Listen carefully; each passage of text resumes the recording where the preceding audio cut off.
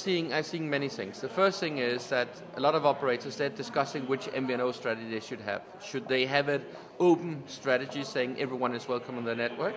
Or say they do like Vodafone saying, we have a segmentation strategy. When we've done the segmentation, we say, do you fit into our segmentation? If you're targeting a segment which we're weak in, we take you in. If you're targeting a segment which we're strong in, we don't take you in. And that's wrong. I would say it in that way. If I look around the world, the most successful operators regarding the MVNO strategies, those which have the open garden strategy. And if you look at those operators, if you look at again, many operators a couple of years ago, they was not saying we wouldn't even open for MVNOs.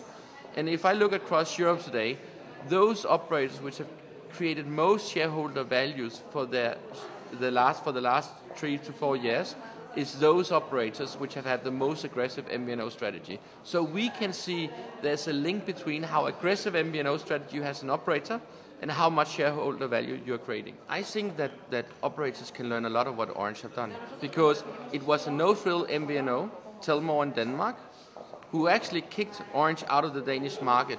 And when Orange left the Danish market, they lost 1 billion euro. Denmark is a country with 5.5 million people. It was an aggressive MVNO strategy in Holland by Telfort and later on KPN, which kicked Orange out of the Dutch market, so they sold the operation to T-Mobile. So I would say it in a different ways, and in Belgium, Orange, so France Telecom is struggling because of Base's aggressive MVNO strategy. So France Telecom, which is the owner of Orange, is actually an operator which have been kicked out and lost billions of euros in a lot of markets because they have not had the right MVNO strategy. And when I look at South America, and I have worked in several South American countries, I can see, and when I talk to the operators, some operators can see the light, some can't.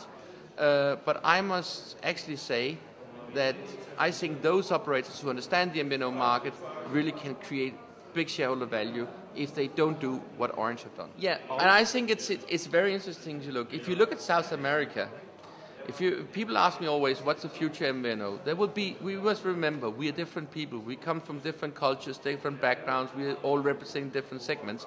And what are the operators doing? They're trying to serve everyone with one brand. So Orange, Vodafone, Telefonica, for instance, they try to serve the whole world with one brand, one concept. It's a little bit like one size fits all. Where the MVNOs comes in, it makes it easy to address different segments. And it's quite interesting. I think that in the future, yes, we will have no-frill web-based concepts like Simyo. We will have segments which goes for niche segments like the football clubs. I don't consider a football club as a niche segment. Here in Barcelona tonight, there's a big match, and I know that there's a football club in this city which have a lot of supporters in this city, in the country, and around the world. So in this case, I think it's important to say it's not either or. And if you go to a country like Brazil, there exists actually one called Spring Wireless, an MVNO which is delivering, and they're actually not only in Brazil, but they're across whole South America. They're delivering a combination of application and data traffic.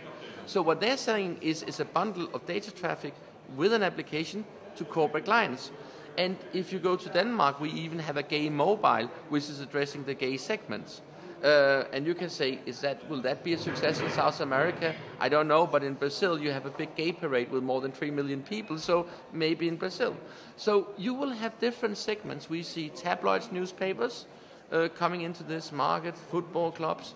There was a concept today with the kids phone, which is also very interesting, addressing kids between 5 and 8 years old. So the numbers of segments is interesting. The question is, how do you make an MVNO profitable? How do you make a niche MVNO successful?